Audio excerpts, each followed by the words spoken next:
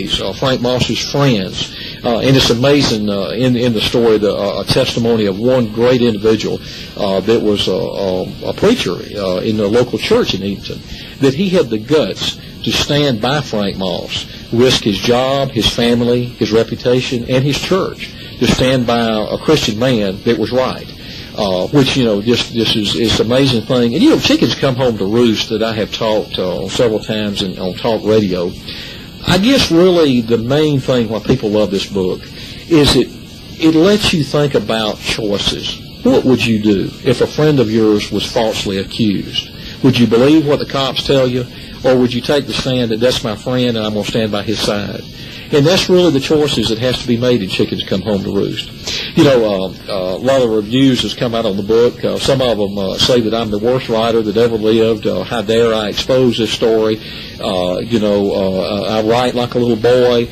And just really have attacked me on a lot of different areas. And I respond to them by saying, I'm not like my friend Mr. Grisham that has a staff of 100 people at Doubleday.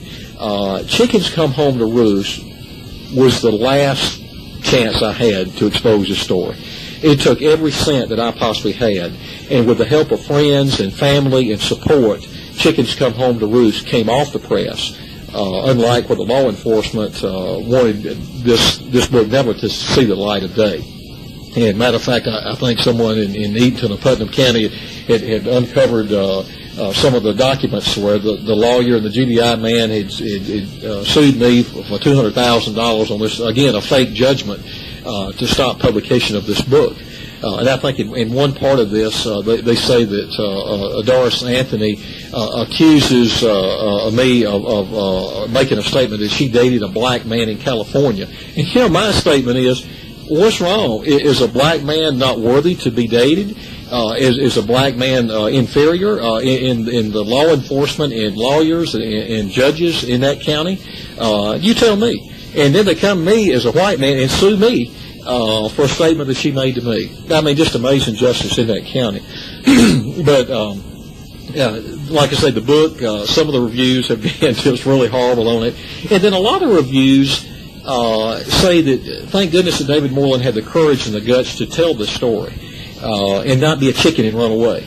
And I assure you that David Moreland does have a lot of courage, and he told this story. And again, the story is probably 98% absolutely true, and the rest is exaggerated for entertainment-type purposes. But you'll just have to make your own judgment on that. But again, it was to just get this book off the press was an amazing undertaking, and you would not believe the people that had to come together to even make it happen. And sure, there's some typos in the book. There's things that's not perfect in it, but it's the best that we possibly could do with the resources that we had.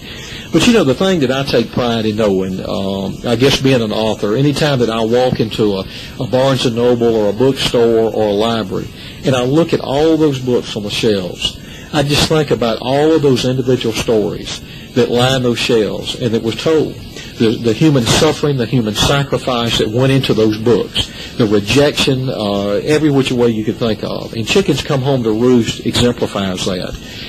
In the book, Frank Moss had no rights whatsoever.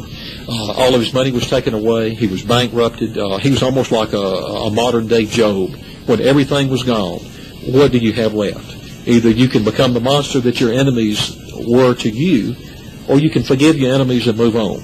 And Frank Moss felt like the best way he could do to get back at his enemies, I guess, is to write this novel and tell this story, where all would know, not only in Eatonton and Putnam County, of the injustices that he endured, but the injustices across America that we hear about on the TV today in Los Angeles and New York of this cop brutality and cop fabrication of facts. And it must be stopped.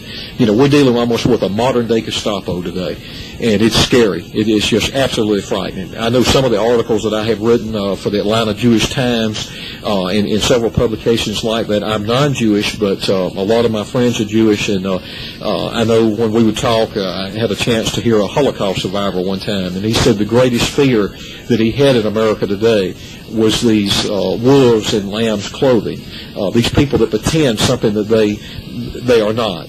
And especially in the story of Chickens Come Home to Roost, we discussed this. The policeman that you thought when you were a child was your friend that you could go to if you had a problem or something. And my mother used to tell my brothers and I this, that the policeman is there to help you and not to hurt you. But today, in the 21st century in America, it appears that the policeman is there to fabricate or possibly kill or whatever that he wants to do, because he has the power of that gun on his side, and he can twist that Constitution any way that he sees fit. And in Chickens Come Home to Roost, I think that's why the thing has been so successful, is we have exposed this, not only in the Eatonton and Putnam County in Georgia level, but I think as reviewers take a really serious look at this book, I think that our success will just continue. I appreciate so much everyone that has purchased this book. I appreciate the calls that I have received. I appreciate the negative comments, and I appreciate the positive comments. Like I say, the book has been a tremendous undertaking, a tremendous risk on my part, but I felt this story must be told. And as one lady called me the other day, she said, "You won't believe how many people you have helped." And that was my purpose in this book, is not a revenge or a hateful book or to bash my enemies, but to expose this story where good, innocent, law-abiding citizens, in black and white, poor, middle class, whatever your situation, would not be brutalized by these people that wear a 10 badge or have a law degree hanging in their office. I appreciate again the time on this tape. If you would wish to order the book, the local area in Eatonton and Putnam County and in Georgia is Cover to Cover Books. They're on, I think, Athens Highway in Madison, Georgia. They carry Chickens Come Home to Roost there. Of course, you can go to Barnes & Noble, order the book if it's not on the shelves. Amazon.com, you can order the book through them. And, of course, you can call me direct. David Moreland, Moreland, at area code 520-320-7517. And I'd be glad to send you an autographed copy, if you would like to contact me or discuss it. Let me know your thinking of the book. If you have read it, if you liked it or if you hated it, I'm open to all comments and suggestions on it. I just really appreciate this time again. Any way that I possibly can be of help, please let me know. Thank you and have a wonderful day.